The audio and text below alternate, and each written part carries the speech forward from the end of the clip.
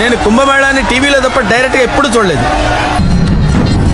మావయ్య అల్లుడు ఎక్కడున్నావు? నేనా కుంభమేళా? నేను ఇక్కడే ఉన్నా. నువ్వు ఎక్కడున్నావు చెప్పు.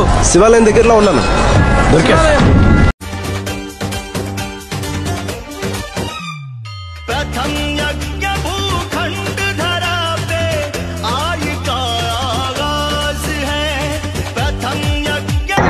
మహాకుంభమేళలో కొన్ని కోట్ల మంది ఉన్నారు. ఇప్పుడు చీకటి అయింది, అయినా పబ్లిక్ ఘోరంగా ये प्रयागराज है, ये प्रयाग